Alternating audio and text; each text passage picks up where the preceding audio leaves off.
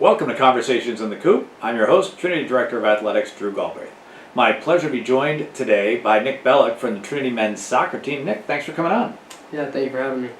So Nick, we're going to talk a little bit about your journey both to Trinity but also as a student athlete here. But talk about growing up an hour away from Trinity in another college town in Amherst, Massachusetts.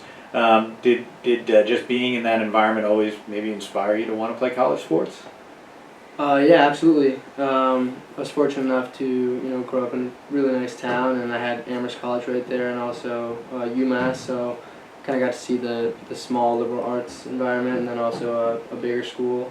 I think my mom also likes to mention how we kind of got to look at college before we got there. So it's definitely helpful in a lot of ways, and went to a bunch of games growing up, all types of sports. So yeah, definitely it was part of that for sure. So growing up in a household, you've got two brothers, so you've got three of you where you kind of constantly running around town, going to open fields on the different campuses or a place where you could get in a gym, things like that? Yes, definitely. That's, I think, probably one of the biggest positives about where I grew up was how many open facilities were available to me and my friends. Specifically Amherst College, actually, like some of my closest friends, their parents are coaches there or work there, so they kind of had that special access, which then meant I had that special access. So we spent a lot of time there. I mean, we still do, even when we're home for breaks. That's where we play basketball or go to the gym. It's really nice. So talk about where your love of soccer developed. Probably like a lot of kids, you're playing some soccer, playing other sports growing up. Yeah. What were those things? Yeah, honestly, I have no idea. I mean, I always had a lot of energy as a kid. I spent a lot of time outside. I think soccer was just the first sport that was really introduced to me. Football was just never an option. My mom's not a fan of that one. But yeah, I know I really fell in love with it probably around like 8 or 9. I started playing when I was probably 5, just in like a small town rec league. But 8 or 9 is when I really realized that this was pretty much my favorite thing to do. So talk about it. Obviously there's the transition from that local level, and obviously you're 8 or 9, then kind of start getting into travel or club soccer. And how did that pathway work for you? Because you ended up at Loomis Chaffee in a prep school setting. So what was that arc like for you? Yeah, I guess kind of just as you grow up and things get a little more serious, I could pinpoint like 2 points in which it was kind of pivotal for me in my like soccer development and also just growing up as a kid. Because when I was 8 or 9, that's when travel soccer kind of started, and then club soccer was introduced. And club soccer was definitely a thing, but I think honestly my age specifically kind of saw it transform and become like this huge thing. So I do think it was a little different when I was younger, but then as growing up and then playing club soccer, it's kind of like what's the next step. And the same coach that actually got me to play club soccer, I'm still very close with him. He introduced the idea of prep school, and that was when I was after my sophomore year in high school, and I was like, well, yeah, I guess so. Might as well.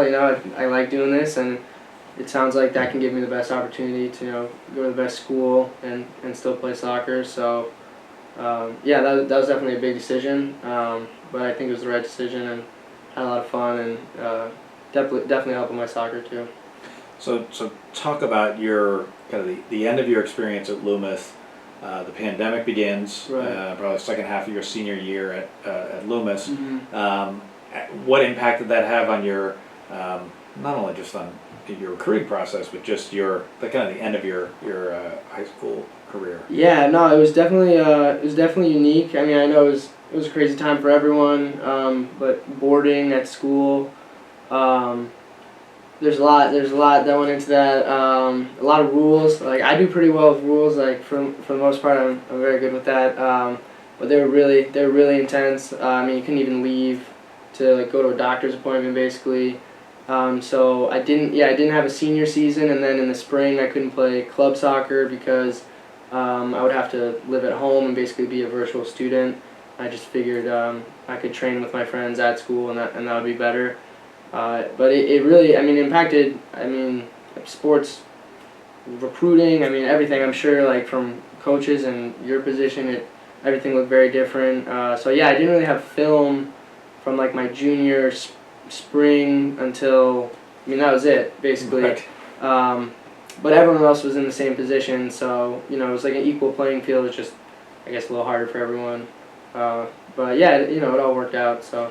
So as you're going through, and I think all of our memories are sometimes a little bit foggy, but as you were going through, had you been at Trinity's campus before? When did you actually get a chance to come and look at campus? Yeah, no, I had never been to Trinity. I mean, my high school was only like 15 minutes from here, but the assistant coach, Zach Grady at the time, he worked for BlackRock, which is like, I don't even know what's going on with that now, but it was basically like a prep school club team, which was really great because, you know, they would pick you up, and we obviously didn't have cars to drive to practice and whatnot. And I knew him, and things were complicated, so I reached out, and yeah, it worked out. I mean, he was very helpful in that process. And so you come here, you know, all but sight unseen. You missed out on the chance to go and see different schools and try different things. When you got here as a first year, was there an aspect of it you're just like super excited to be in college and maybe have fewer restrictions than you had in high school, or what were your initial impressions of Trinity? Yeah, honestly, I mean, my initial impression was like it was basically a big prep school, and that was really great because I was already used to that. And I think going to boarding school is I mean, they call it prep school for a reason. Like, it's basically just a mini version of school like this. You know, everyone's used to using a key card to like get in your room, and there's a dining hall. I think what I was obviously most excited about the soccer. Well, maybe not obviously, but personally, that's what I was looking forward to. And yeah, it's a sports podcast. You can say that. Okay, yeah. I was, Trinity was. I was really interested about coming to Trinity because obviously, you know, historically, soccer-wise, they'd been struggling. So the idea of like being part of something moving in a really positive direction was really appealing. And yeah, I always wanted to make an impact, like wherever I went. So, you know, when looking at schools, it's a lot of times you have conversations like, okay, like basically when will I play or when will I be able to make that impact, and I knew that it would mean a lot to be here and that I could do that early on, so that was really exciting. So with a coaching change after your first year, and then in your sophomore year, despite whatever you all felt as a team was happening in practices and in some of the contests, the end results weren't a whole lot different. Just talk about, you know, the start of that culture change last year, and the belief that a lot of you had that, you know, we're closer, that maybe led to some of the success the teams had this year. Yeah. Well, obviously, like after a big program shift, like a new coach, everyone's really hoping to see results change overnight, but that's just not realistic. However, the culture can shift, I think, a lot, faster than maybe what happens on the field. And, people are just basically fed up with it. I mean, everyone hates losing, and we saw a lot of that. And even last spring, with captain's practices and lifts and whatnot, older guys and even, people who were freshmen and sophomore, everyone was more involved in kind of changing our image and changing our commitment, and that's definitely carried on to this season. And with what we've seen this season, it's built, and that's really promising. So, And so, this year, you've gotten involved as you've traditionally been more of a facilitating player, but we've seen this kind of across the board. There's guys getting in the scoring column because that's what the team needs. They're taking advantage of opportunities. Yeah. Talk about that from your game. For me specifically, I mean, I'm a midfielder. Like, I definitely like to pass the ball, do a little bit of everything. But with this league specifically, I mean, anything can happen at any time. And I think that's really where the belief comes into it, because let's say, for example, we have someone that's not traditionally a goal scorer, having your teammates back you and just knowing that if you're in the right place at the right time and you're persistent with the right things, then the opportunities will come. And it may look like anything. Like against Bowdoin, we had a freshman score his first goal. It was fantastic. It was game-changing in the moment. And that's the type of stuff that kind of like proves to you that things are moving in the right direction.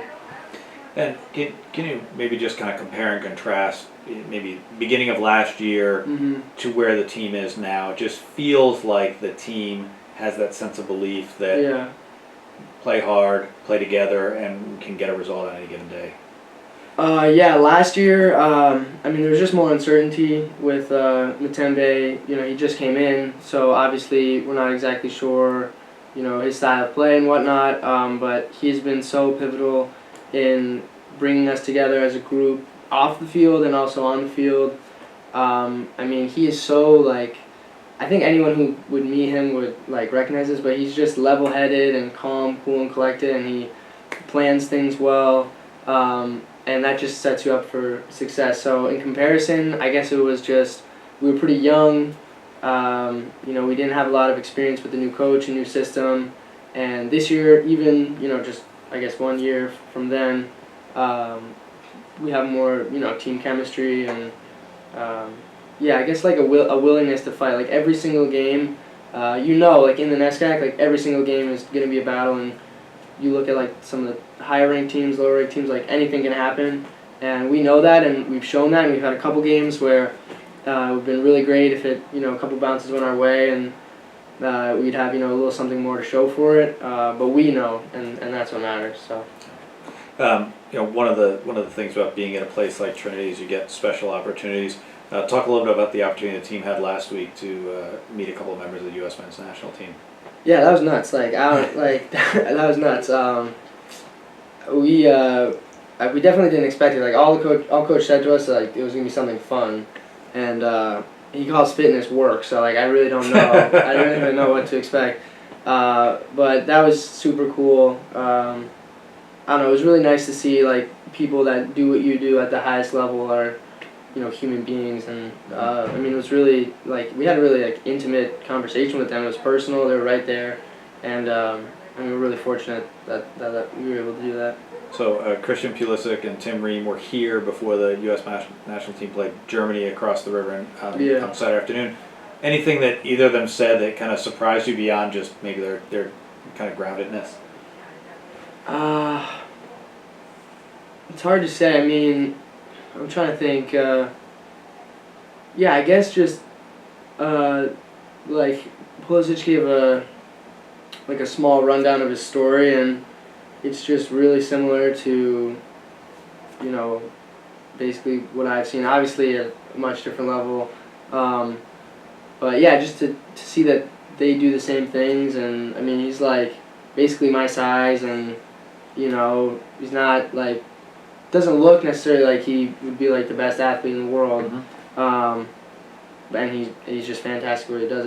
It's cool to see them. You rarely see those people just not doing what they're supposed to do. Yeah, and probably more so than a lot of other sports, soccer, global football, maybe one where some of the best players in the world are not 6'4" and super muscular, and like I said, Christian Pulisic could just be any other guy walking down the street. Obviously the soccer experience is turning around. Just talk about a little bit about your engagement with SAC and what it means to you to be a member of an organization that supports student athletes on campus. Yeah, no, it's that's also really cool. Just to be in a space full of athletes that also want to represent their teams and appreciate the athletic community at Trinity. That was an opportunity that was presented to me as a freshman, because I guess one of our members graduated or something, and I jumped on it because it seemed like an exciting opportunity, and it's cool to see how things kind of work, behind the scenes, and do something that's involved with soccer, but not just soccer. Yeah. And so you're more than halfway through the career. I'm sure your parents ask you this a lot, but what are you thinking of after Trinity? You've still got another year and a half left, but what's out there in the future for you, Nick? No, that's definitely the question. I don't know. I mean, I never like imagined myself to be like a professional soccer player or anything like that. I know, like I mentioned that to my friend the other day. Like, college was always the final step. So now that I'm here, it is kind of concerning. But I don't know. I'd like to just basically have a cool job that does something good. So I'm not sure that's what that's going to be yet. Hopefully, like maybe help some people. Maybe I would like to be a teacher, like maybe in a bit. But yeah, I would take some recommendations or if you got something. But I don't know. I'm not sure. Well, how about we'll just focus on the rest of the season. Yeah. A couple of big NESCAC games coming up after the team's final non-conference game. When you head into games like you're going to play over the next few games with Williams and Amherst, how excited do you get as a player, and just talk about that team energy you feel now going into those contests? Yeah, I think we really embrace the fact that the other team doesn't necessarily expect us to give them the performance that we do, and we've known that all season. And that can be in a really exciting position to be in. I would say, like, in years past, you're going up against, like, Amherst, Middlebury. Like, that's not always, like, the Saturday afternoon you're looking for. But this year, people are hungry for it. And, I mean, you can't see it, but you can feel it. Even in the locker room, it's definitely something different. So, I mean, me personally, that being a junior now, it definitely, like, the nerves are definitely settled. It's not like you've definitely, you've done it before, so I don't know. It's more about just going out and doing what you know you can do, and reminding yourself that whoever you're playing, like, no one's that special, and our team, I mean, any result can happen on any day. And what about wrapping up the regular season in your hometown at Amherst? What's that Nick Bellak cheering section like for that? Oh yeah, it should be pretty substantial. I think it's not really up to me. That's definitely my mom. But I have some friends, who go to school there in UMass, and there'll definitely be people there. So I mean, even that field is probably like 2 minutes from my house. I mean, I used to bike there with my friends and like play pickup. And that's where I like play in the summer. So that's a really cool experience, just being on the field. I mean, I've probably spent like a significant more amount of hours on that field than anyone on their team. So that's kind of cool to know. I might even remind them of that. I don't know. I might tell them. But I hope to play well that game specifically just because it's in my hometown, and we could be in a position where if we get some points out of that, we could go to the playoffs. Right. It's tough, but it's possible. So that's great. Yeah. Well, Nick, we wish you and your teammates best of luck the rest of the season, and excited to see what you continue to do for us here in Trinity Athletics. Yeah, thank you very much. I appreciate it. That'll do it for this conversation on the Coop. For all the latest news, scores, and schedules, go to bantamsports.com and follow us on social media at Bantam Sports. Until next time.